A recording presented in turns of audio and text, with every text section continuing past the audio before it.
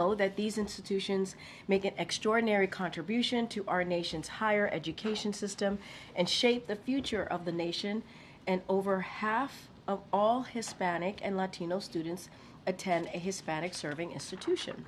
Today's announcements are part of the historic actions this administration has taken to expand economic opportunity for Latino communities.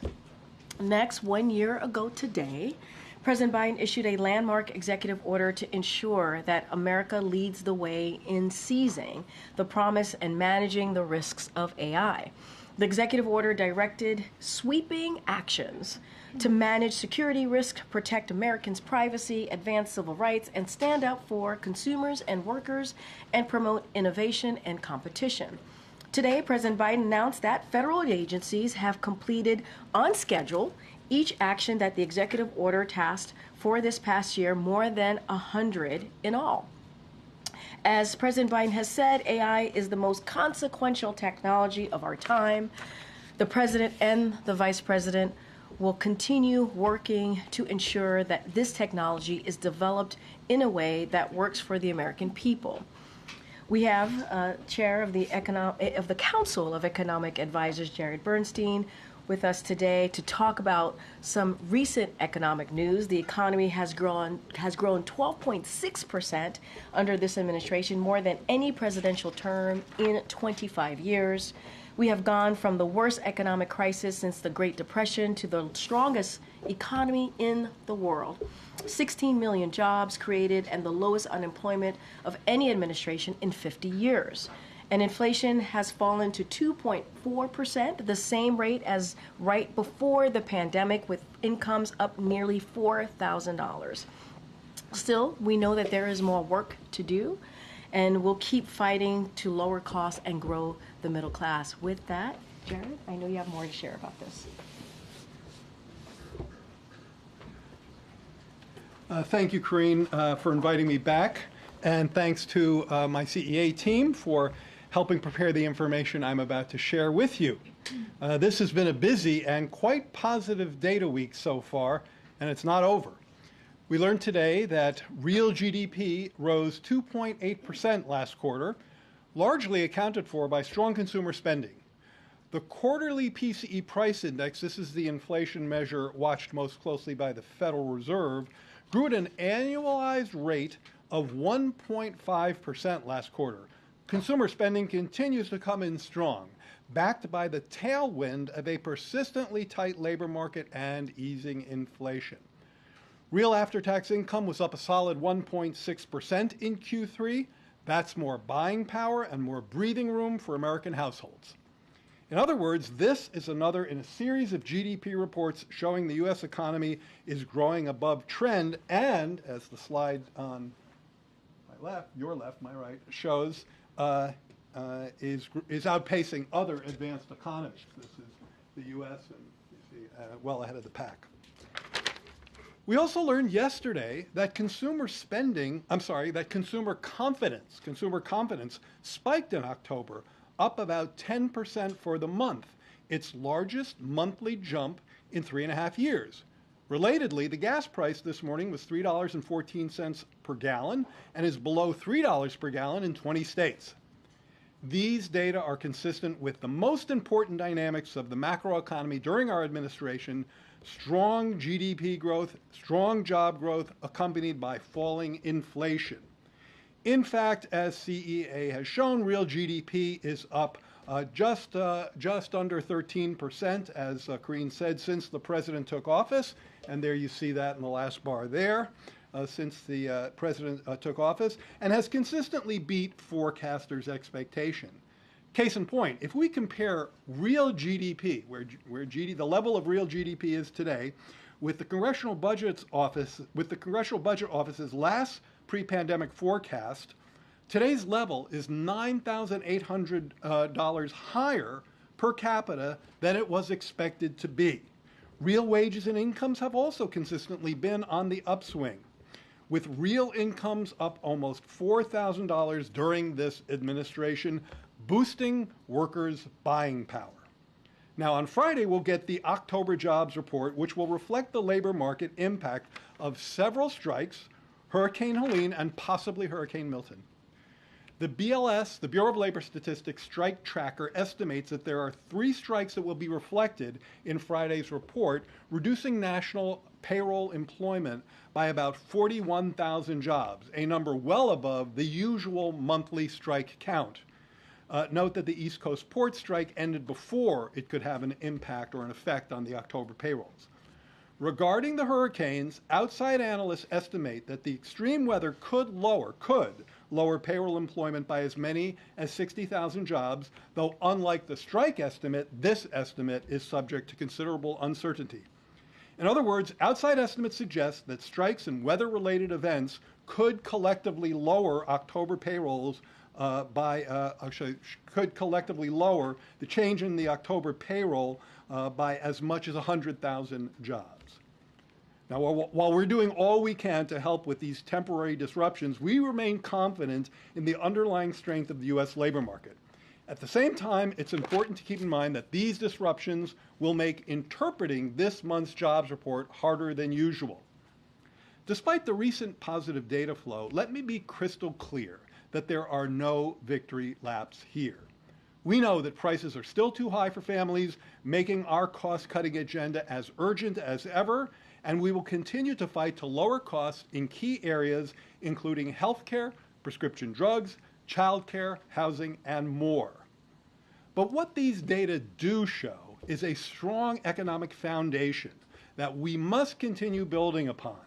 We must especially maintain this progress against efforts by congressional Republicans to drive inflation up with a large national sales tax in the form of tariffs, and we will fight their efforts to repeal the very cost-cutting measures I just referenced. With that, I'll take your questions. Thank you. There are signs that U.S. consumer durability is due to the spending by affluent households. I was wondering if you could just address how does this square with the administration's bigger message about focusing on the middle class and the poor? Is this not just what we're seeing, the wealthy doing better and the middle class staying at the same or even doing worse?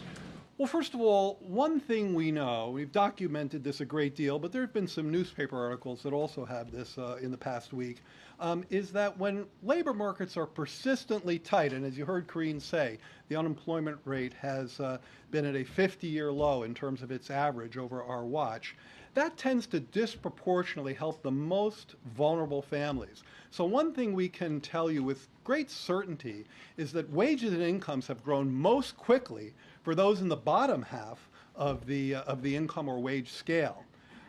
Now, you mentioned consumer balances. So one thing that often gets looked at this point in time is these balances and their trends without reference to income.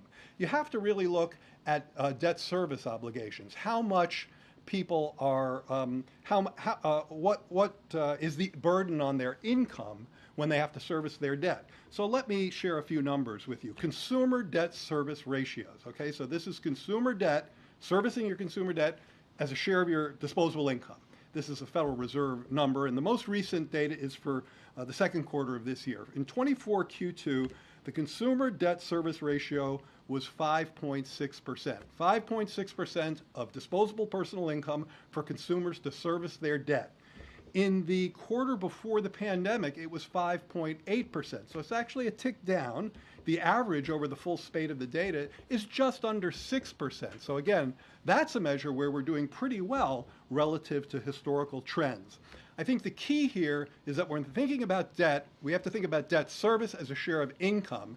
We have to look at the debt. It's something we track carefully. You're right to raise it. But we also have to look at the income trends, which have actually been particularly favorable for lower income families.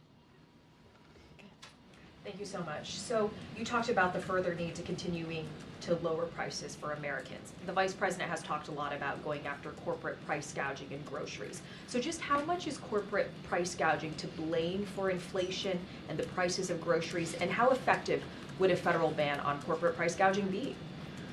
Well, one thing that has really struck me and our team at CEA and NEC is the extent to which profit margins remain elevated and labor share of income remains somewhat lower. That is, the share of national income, going to workers. Typically in a strong economy, we like to see that tilting up, and we have seen it trending up, much in the spirit of the answer to the last question I just gave, with the particular benefits going to lower income families. But profits are still quite elevated, and we see that particularly in the grocery sector. So I do think there's a connection between elevated profits and some of the price movements we've seen.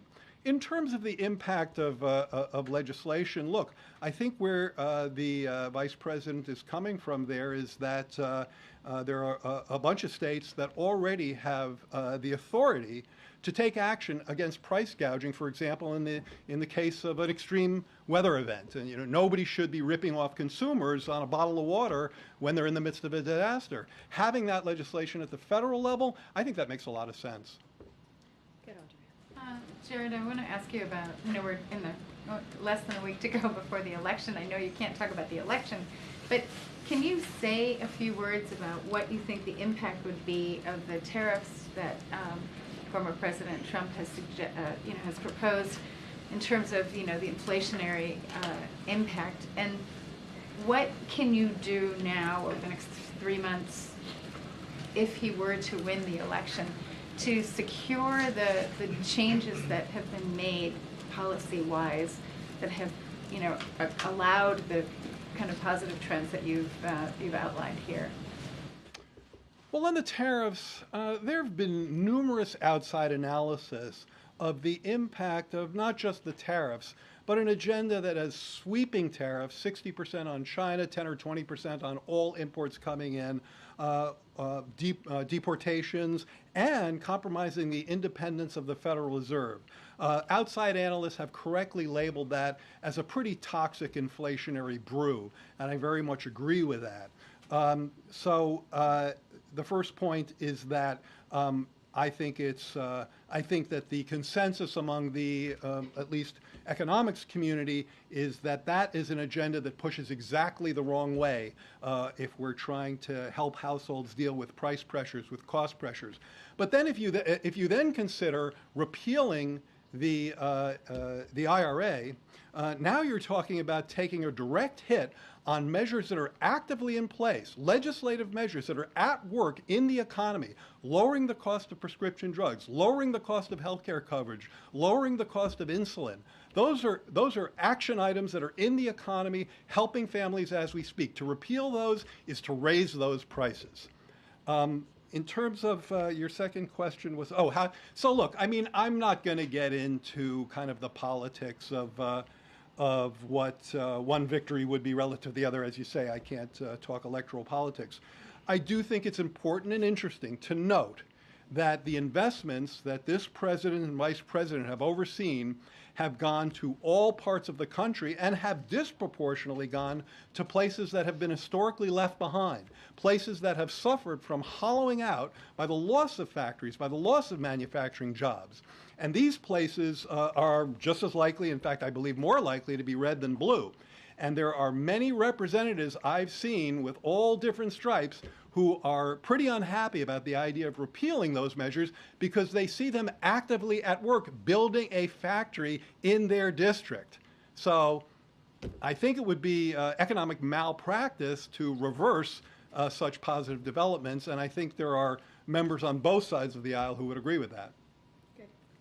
Just a quick follow-up. Would you stay on if Harris won and asked you to stay on? Yeah, I'm not going to speculate about that.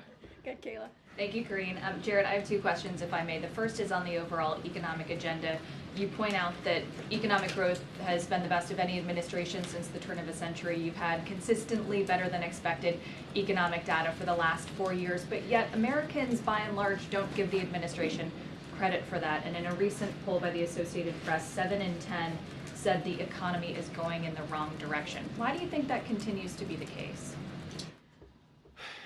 Well, I said in my comments, and I've said every time I've talked, either it's from here at the podium with Karine or out there in front of the cameras, probably in interviews with you as well, Kayla, that that prices are still too high for too many people, for too many products, too many households. And that's why our cost-cutting agenda is as urgent today as it was yesterday or before we got any of these reports. There's no economic report that is going to make any of us say, oh, well, we don't have to worry about that anymore in terms of cutting the cost of drugs or health care or health coverage or housing or child care. I mean, those are serious structural issues where we have an affordability shortfall in housing and child care, and the president and vice president have robust plans to go after them. We need Congress to work with us on that, and in my view, that is nothing like a red or a blue issue. You cannot find a state in this country that doesn't need more affordable housing and more affordable child care. And I think you'd be pretty hard-pressed to find plans that are more robust than the ones we've articulated to add to the supply of affordable housing and add to the supply of affordable child care. So we just need to roll up our sleeves and work together on those issues on behalf of the American people.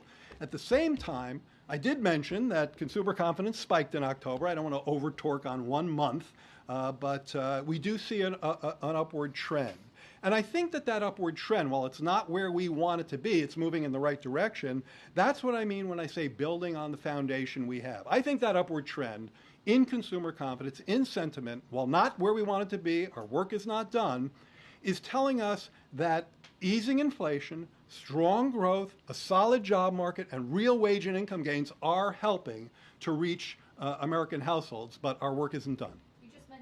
The difference in the ideologies and the platforms of the two candidates for office through the perspective of outside analysts. And I know that you can't comment specifically on the election, but given that GDP is backward-looking data that goes through just the end of September and the fact that this election has been in a dead heat in recent weeks, I'm wondering in some of the more real-time data that you look at, if you're seeing that election uncertainty play out in any consumer or business behavior. I think that, well, here's a really arcane way of answering your question, and then I'll try to speak English. But the arcane way is, and feel free to go ahead and test this, I believe that if you put the economic indicators that we've been generating in almost any election model, it would show the incumbent party winning. All right. Others have done that. You can look at those models. So I think that I don't necessarily buy the idea that these are necessarily backward-looking indicators. To be a little technical, if you look at one of the line items in the GDP report today, private domestic spending, which is basically consumer spending plus business investment. Consumer spending plus business, take out net exports, take out inventories, take out government, take out a lot of the noisy stuff, and look at the core of the private economy, again, consumer spending and private investment. It was up 3.2%, higher than the GDP, which was up 2.8%. The reason I reference that is the best predictor of where GDP is heading.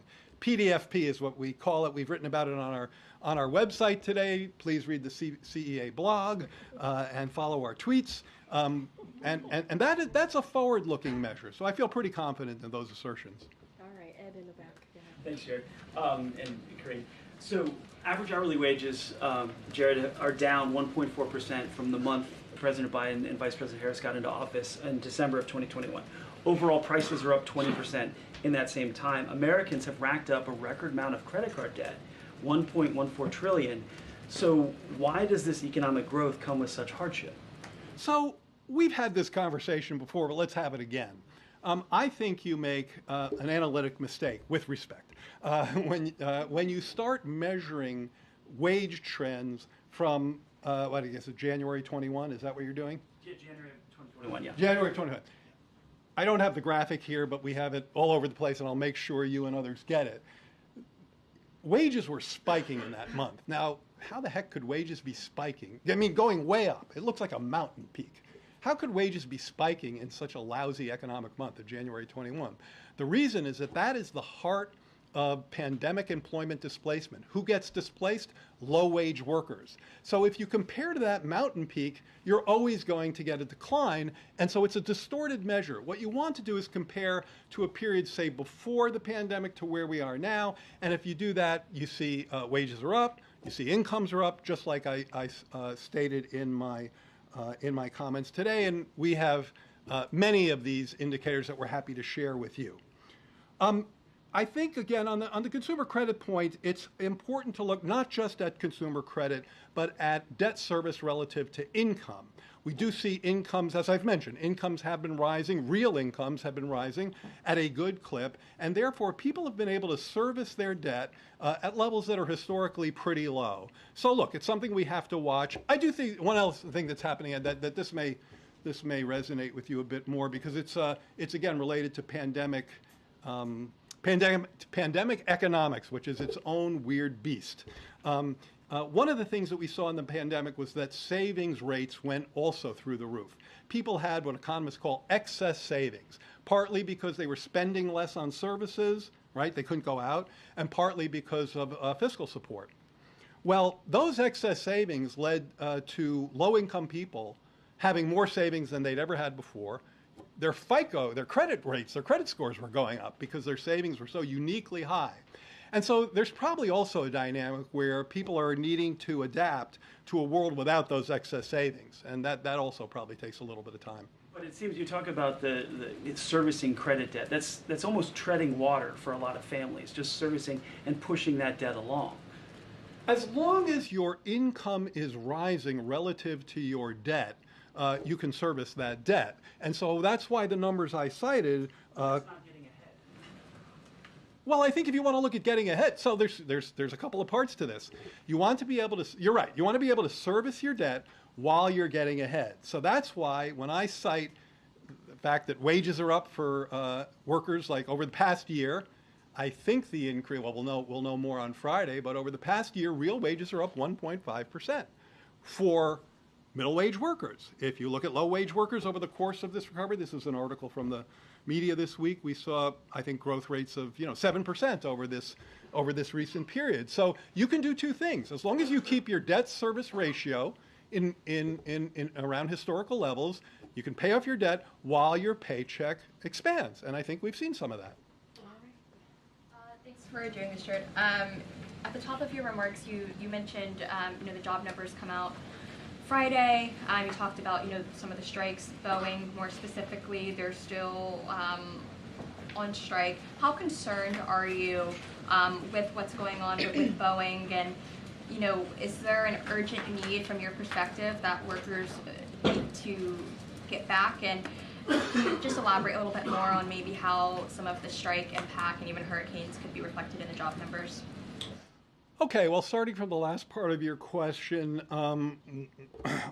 as I said, and as outside analysts have been writing this week, and you can find various articles to this effect, the expectation is that the payrolls, the report in payrolls, and the key number there is how much payrolls went up in a given month in October. We expect payrolls to be affected by the strikes. That's pretty much baked in. The Bureau of Labor Statistics has told us that there are 41,000 and change workers who will not be counted on payrolls in October who were there in the previous month due to the strikes. So they can record that. The hurricane is much more uncertain. If you're someone who's not getting paid during what we call the reference week, which is when the survey was fielded, you're not going to be counted in the payroll survey. Now, I don't want to get into dizzying weeds about this, but the unemployment rate can be different. If you're on strike, or if you're still at work but you haven't been paid, but they call it you're surveyed in the unemployment survey, you will be recorded as still having a job. So the unemployment rate is expected to be less affected than the payroll number. But the payroll number is as I mentioned, expected to be affected by these distortions, though there is considerable uncertainty regarding that, particularly around the hurricanes. In terms of the Boeing strike, look, you know that our administration puts workers at the center of our economic agenda, and the president and the vice president have focused considerable energy on jobs, wages, and on worker bargaining power. So I've worked with Joe Biden for many decades, and that has always been at the core of his model. Workers need clout in order to get a fair share of the growth that they're helping to contribute to. In fact, my favorite definition of Bidenomics is that if you're helping to bake the pie, you ought to get a fair slice. And one of the ways that happens is through bargaining clout, bargaining power, and that's why we've generally been so supportive of unions. Any specifics about a particular strike, it would be inappropriate for me to weigh in. Jared, you mentioned the recent wage growth, but as many Americans are going to be heading to the polls and voting based on what they've experienced and what they are feeling, when do you think people will feel wage growth and their wages starting to outpace inflation? Yeah, it's a really important question. It's not an easy one to answer. It has a lot to do with we at CEA have made up something that turns out to be a real thing. We call it your personal price vector. This idea that everybody walks around with a list of prices in their head. What's on that list? Gasoline, groceries, sure. But if, like my wife, you're somebody who likes to garden, fertilizer is on that list. And you remember what things cost.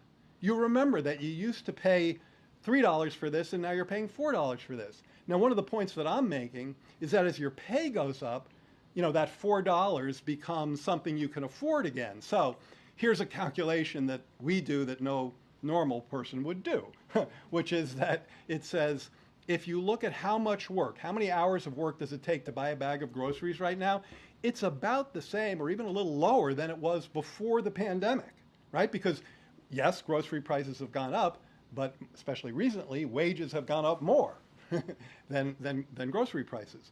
So for whatever hours of work it took you to buy a bag of groceries before the pandemic, it's about the same, even a little less right now. So why don't people feel better? Because they still remember what things used to cost. They still have that, their PPVs, or personal price vectors, have yet to update completely. But they are in that process. And so one test of this theory is, okay, time has to pass, inflation has to stay low so that prices don't get shocked again. Time passes, check, because that's like a physical reality. Inflation is low, 1.5% on a quarterly basis for the PCE last quarter. Real pay has to go up, and we have to do all we can to help on the cost-cutting agenda. Now, if all of that would help, in answer to your question, if all of that is truly helpful, we should see confidence and sentiment indices begin to tick up starting around now.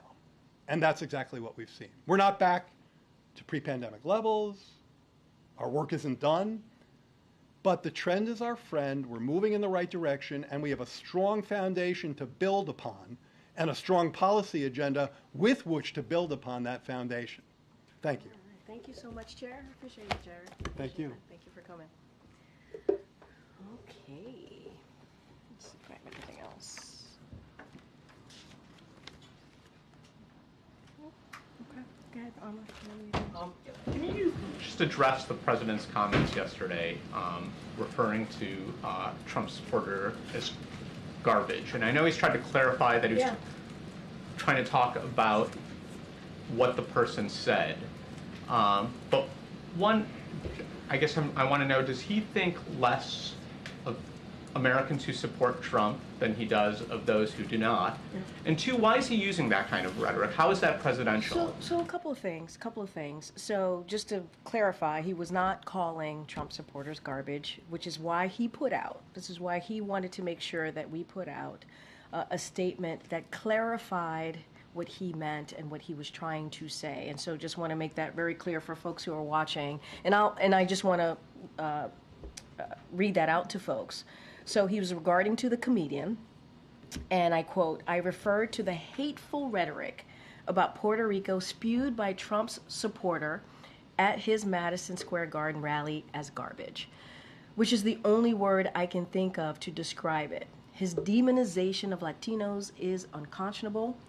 That's all I meant to say. The comments at the rally don't reflect who we are as a nation." And to your question, your other question that you asked, no, he does not view Trump supporters or anybody who supports Trump as garbage. That is not what he views. If the president has said this for more than 3 years now, he has said multiple times that he is a president for all. It doesn't matter if you live in a red state. It doesn't matter if you live in a blue state. He has said this himself. I have said it on his behalf. He believes that he's a president for all. And it doesn't matter who you voted for. It doesn't matter if you voted for him or not. He's a president for all. But hateful rhetoric that he hears, and this is something that we've done many times from here, we will call that out. We will call that out, and that's what the president said. Does he have any regret for not being more, his language was not specific. It came out, if you were listening to that video. I was in the room, Amr, I was in the room. I'm sorry, but if you were I'm just listening, telling you that I was in the room. but if you were any sort of normal person listening to that video or looking at the clips online, you could come to the conclusion that he was calling, at minimum, this one man garbage, or not, if not all Trump supporters garbage. Does he regret not being more precise with his language? And does he also? I'm waiting for the question to end, but well, keep going. And I apologize. Yeah, and the second part of that is, does he have any regret for how this has shadowed Vice President Harris's campaign? So a couple of things there, because there's a lot that you laid out. Look, the president wanted to clarify because he understood that what he may have said he understood that what he was saying was being taken out of context. So he wanted to be very, very clear about what he was trying to say. And I just read that out once over. You all have the tweet or the statement that's on X. If you want to read it right now, feel free to do so. And he was talking about hateful rhetoric, and we've called out hateful rhetoric from here. We have. Obviously, this hateful rhetoric was about a particular community, a community that the Puerto Rican community. They are Americans. This is a community that he respects, and he wanted to make sure he called that out. And hateful rhetoric should be called out. It should be. But at the same time, the president is a president for all. He will continue to do so. He will continue to serve for everyone. I want to step back for a second because I think this is really important. Yesterday, we went to Baltimore, Maryland. He announced a $3 billion project in Baltimore. That $3 billion project is going to help 27 states. 11 of those states have Republican governors. This is what this president cares about.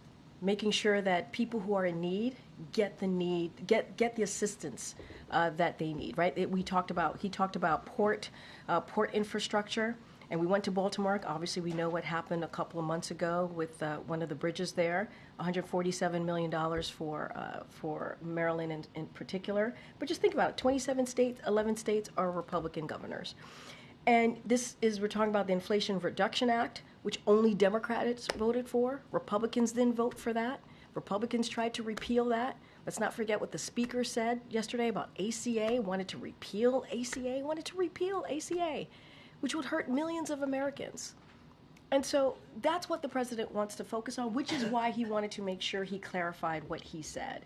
But if there is hateful rhetoric that is being said about communities, Americans, communities across this country, he's going to speak out about it. And it's not the first time that he's done so.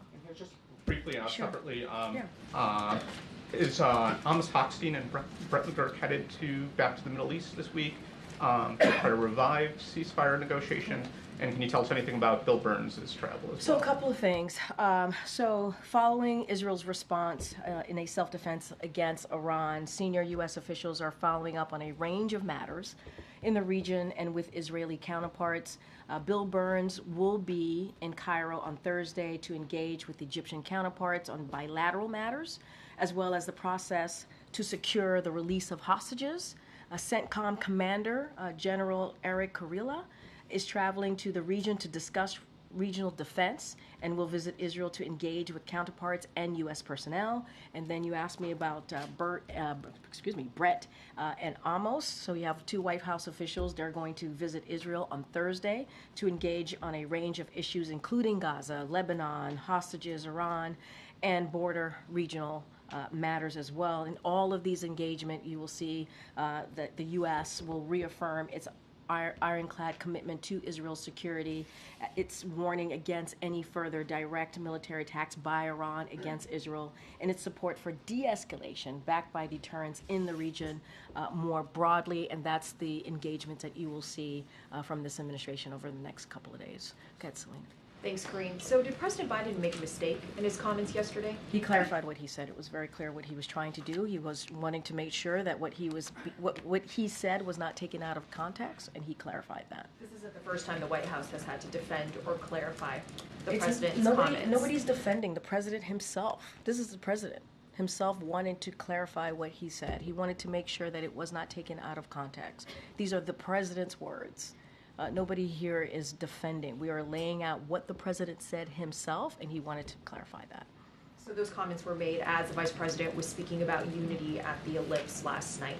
Did the president speak to the vice president before or after that speech? Well, I think in a gaggle that the vice president did not too long ago, she confirmed that she had a conversation with the president. The president was very proud of the vice president. She gave a historic speech last night, and he certainly wanted to congratulate her. So that was after the speech. That was And after did the the speech. president make any reference to these remarks or apologize to the vice What I president? can say is I'm not going to get into private discussions here. That's not something that we do from the podium. I'm not going to do that. But the president and the vice president speak regularly. That is not uncommon.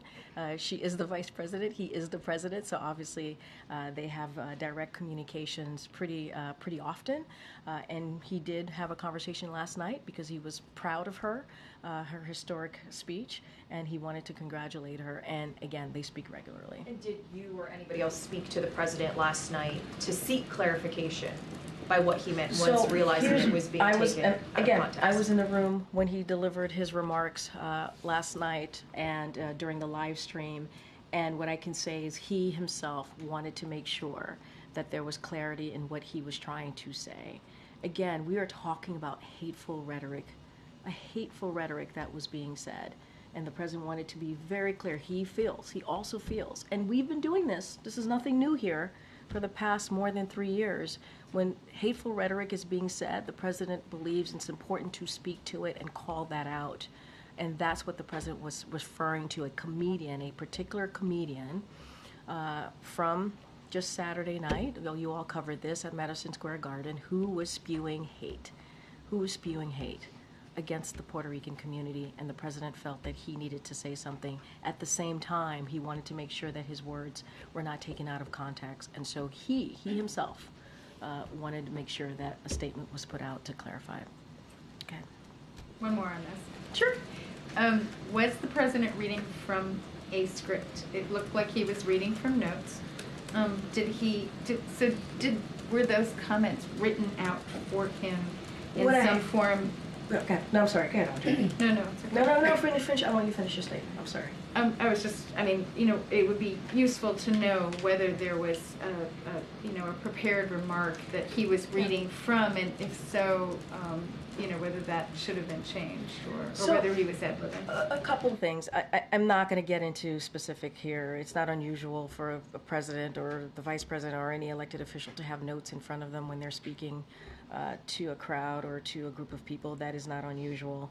What I can say is the president wanted to make sure that his words were not being taken out of context, and so he wanted to clarify, and that's what you heard from the president. He was very aware, and I would say I think it's really important that you have a president that cares about clarifying what they said, and that's what you see from this president. He took it upon himself to clarify what he said, and I think that says a lot about who Joe Biden is, that he wanted to make sure it was clear that he was talking about the comedian and the hateful rhetoric that was coming from this comedian just a couple of days ago. There have been a lot of comparisons made to the Hillary Clinton remark using the word deplorables.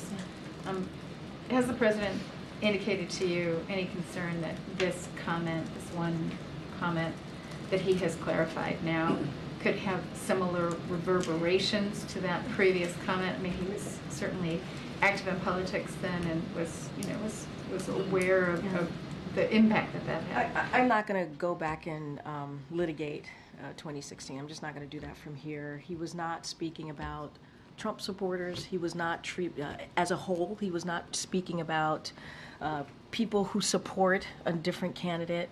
That is not what he was doing. And he clarified that in his statement last night. That was not his intent. He wanted to be very clear about that, hence, again, why he said he was speaking about comments that were made by the comedian. And let's not forget, we can't forget, what we heard was the demonization of Latinos. That's what we heard of a community. By the way, and I know you all know this, Puerto Ricans are Americans. And he wanted to make sure that, we speak out against hateful rhetoric. It's important to do that. Was he talking about Trump supporters? Absolutely not. As a whole, absolutely not. I just have Okay, one sure. question. So the president of who was just here visiting President Biden said of Cyprus said that he thought that there could be some movement on a Lebanon ceasefire within 1 to 2 weeks. He said that he had discussed this matter with President Biden. I wonder if you can give us a sort of an indication of whether you think that is also true, that there could be a ceasefire in Lebanon within 1 to 2 weeks.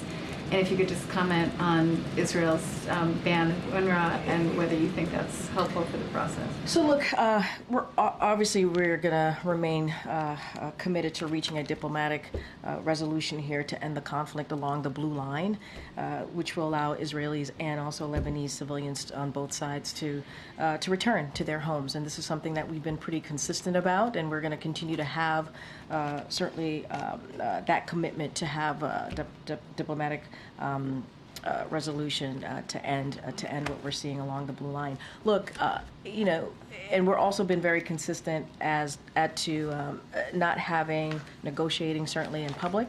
That is not something that we're going to do from here. We're going to certainly be optimistic, and we are committed to that. Just not going to go into any kind of where we are with those conversations, what's happening. We're not going to certainly negotiate out from here. As it relates to, I'm assuming you're speaking about the Knesset vote on UNRWA. So look, certainly we are deeply troubled by that, by this legislation that could shut down UNRWA operations in the West Bank, Gaza, and also East Jerusalem. So we urge the government of Israel, we're having this conversation with the government of Israel to pause implementing this legislation. We urge the government of Israel certainly to ensure UNRWA can effectively carry out its mission and facilitate humanitarian assistance. But we also support steps to strengthen UNRWA as well, in part so that UNRWA's impartiality and neutrality, including to respond to allegations, as you have all covered, to ties to terrorism. But we are certainly deeply troubled by that, and we're continuing to have conversations with the Israeli government. Go ahead. Thank you, Karine. First on the comments last night. Was the president aware in the moment, as soon as he had made those comments, that they could potentially be misconstrued and be problematic, or was it only after conversations with aides? I'm not going to get into a process. I think what's important is the president put out a statement and wanted to make sure that he clarified himself, clarified what he meant here, and this is something that he wanted to do. And that's what you saw from this president last night. And I think that's important to note. I would also say, and I said this already and I'll say it again, from day one, this president has always said that he will be president for all Americans. It doesn't matter if you voted for him or not, and that continues to be the case. He was making a particular point, a specific point about a comedian and the hateful rhetoric that was heard by all of us. On Sunday, but I'm not going to get into the back and forth. I think what's important to note is that the president himself wanted to clarify this. There have been a few times when the president has spoken off the cuff and appeared to be off message or had comments that have needed to be walked back or cleaned up. And I'm wondering, going into this final very high stakes stretch of the election, if there's going to be any changes to preparation or format for any of the final events that he's going to be participating in. The president looks forward to being out there talking to the American people. You heard me talk about yesterday and how important that was, $3 billion in port infrastructure funding that's going to make a difference in 27 states. 11 of them are red states. This is what the president cares about, to deliver for all Americans. And so that was an event, that was a great event. We talked about the $147 million he talked about this, that's going to go to the port. And not just like dealing with infrastructure, but also creating good-paying jobs, thousands of good-paying jobs. And so the president's going to continue to do that. I don't have any changes to speak to from here. And, you saw the president in Pittsburgh just this past weekend as well. And this is more of a campaign. That was a campaign stop, so I'm going to be really mindful. But he saw him talking to laborers and union members. And they were thrilled to see him and very thankful for the work that he's done on behalf of union workers over the past 3+ years. And so that's what you're going to continue to see from the president. It doesn't matter if it's because of the election is a couple of days away. This is what he's going to go do in the next 3 months. And I think the president enjoys being out there, and nothing is going to stop him from doing that. On foreign policy, just finally, CNN is reporting, according to a high-ranking Iranian source, that Israel's recent attacks on Iran will be met with a definitive and painful response that will likely come before the election on Tuesday. What preparations does the U.S. have underway for Here's potential what I'll say. response? Iran should not respond to Israel's retaliation. They should not. If it chooses to do so, if they do, we will support Israel in defending itself. But they should not. They should not respond to Israel's retaliation. Okay, Karen. Thanks. The White House had advised that the president will be heading to Pennsylvania twice at the end of this week, Philadelphia on Friday, Scranton on Saturday. Obviously, very important battleground state. First, can you talk about what he's going to be doing there at both of those stops? And second, is there any thought to not having him out on the campaign trail in a battleground state, given the criticism he's facing for the comments from last night? So look, as you just stated, it's a campaign event. I'm not going to speak to on Saturday, yes. So I'm not going to speak to the details of the Scranton visit. I don't have anything else to add beyond what we shared with all of you in the week ahead. I don't have any changes. I don't have anything more to advise from here. What I can say is what I kind of said with Kayla in answering her question, which is the president certainly looks forward to being out there, speaking directly to the American people, talking about what we've been able to do and deliver in the past almost 4 years of this administration.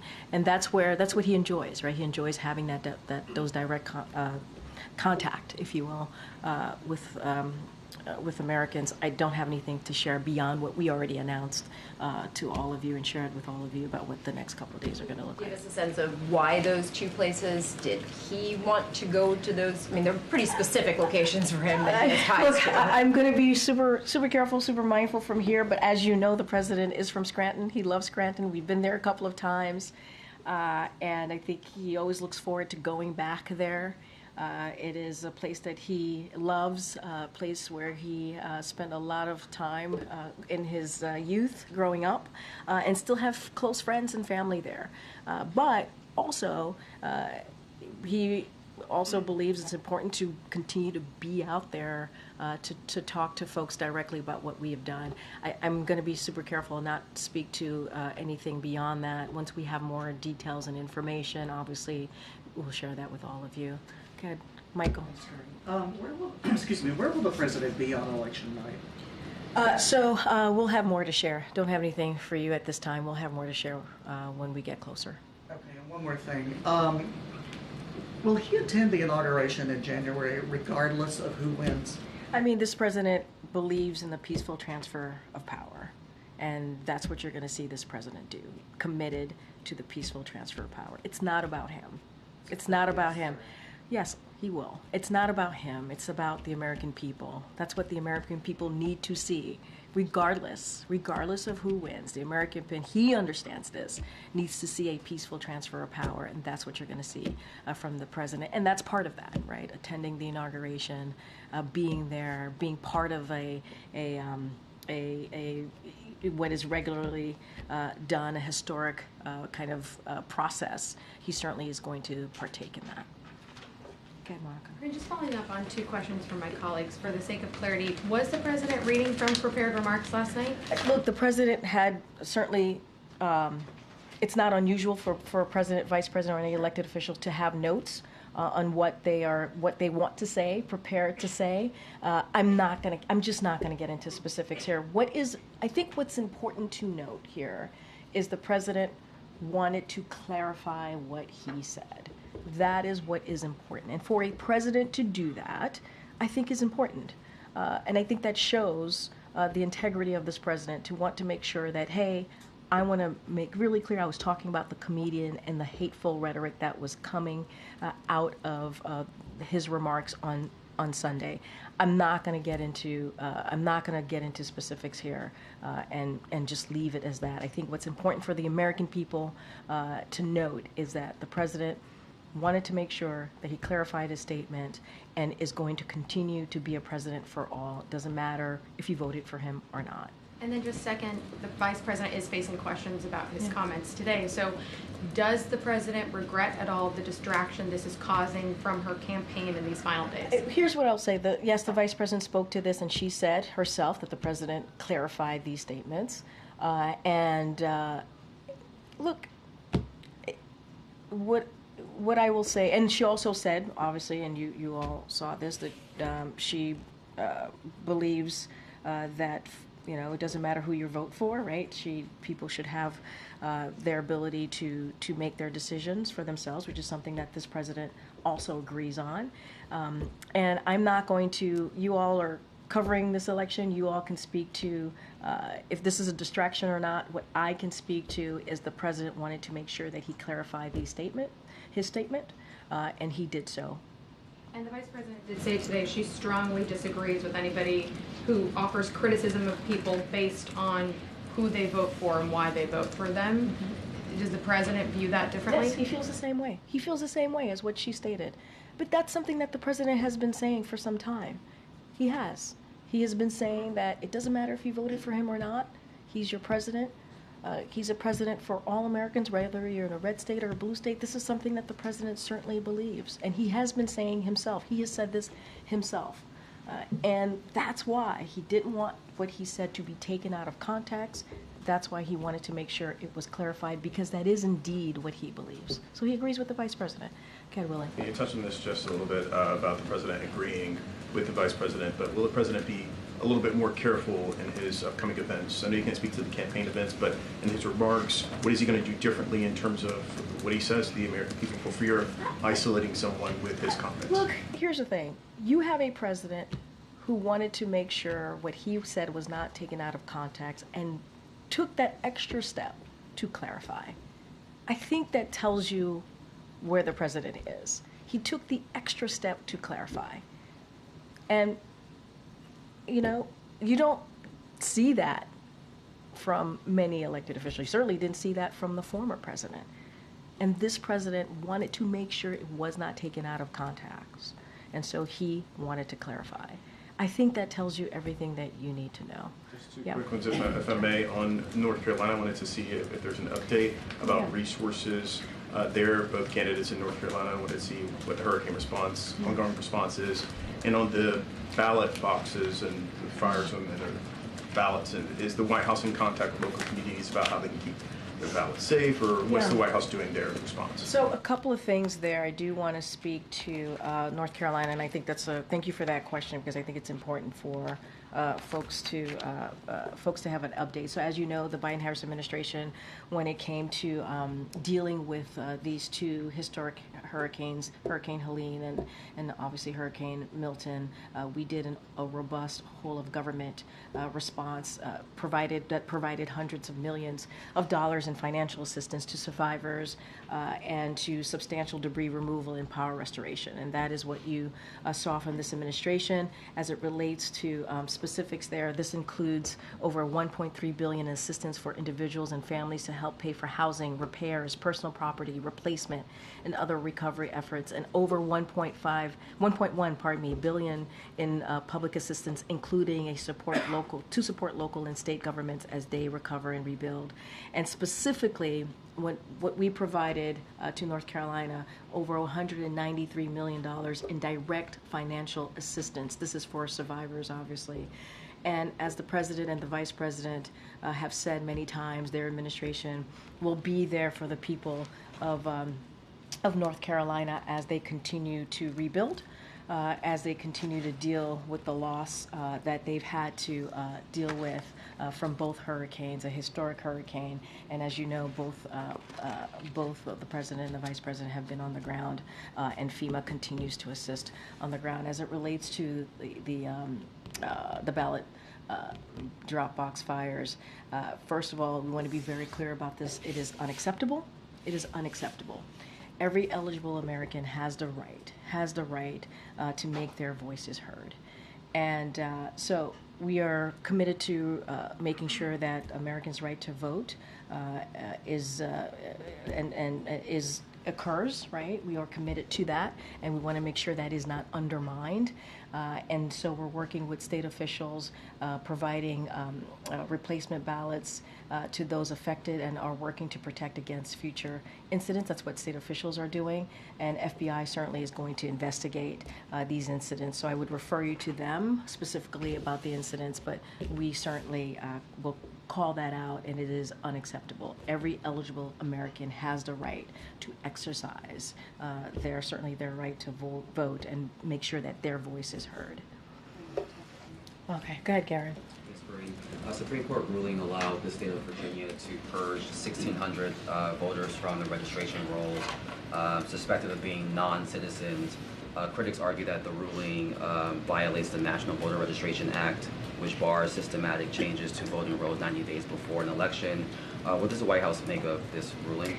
So look, it's very similar to how I answered Willie's question, but I'll start off with this saying it is already illegal. It is already illegal for non-citizens to vote in federal elections, and it is a federal crime that is punishable by prison and fines. And again, as I stated to your colleague here, every single eligible American has the right to make sure that their voices are heard if they choose so. And so that is something that we're going to continue to make sure that that happens. And I'll just leave it as there for now. Topic. Yeah. The mother of Shante Robinson, the 25-year-old North Carolina woman killed in Cabo, Mexico in 2022 after a physical assault caught on video while vacationing with people she believed to be her friend. Her mother filed a wrongful death lawsuit against those 6 individuals who, and also names the State Department and FBI, accusing the agencies of negligence in their failure to extradite those involved and failure to properly investigate that case. Given that her family did have a meeting here at the White House, wonder what the White House has any reaction to that lawsuit? Yeah, I'm going to be mindful and careful here. It's an ongoing case. There's a lawsuit obviously tied into this. So what I will do is refer you to certainly the State Department and just not comment from here. Has the White House been in contact with the Robinson family outside of that one meeting last year? I would have to connect with my colleagues here. I don't have anything to share beyond that one-time connection, but I would have to connect with the team here. All right, thanks everybody. Have a good one.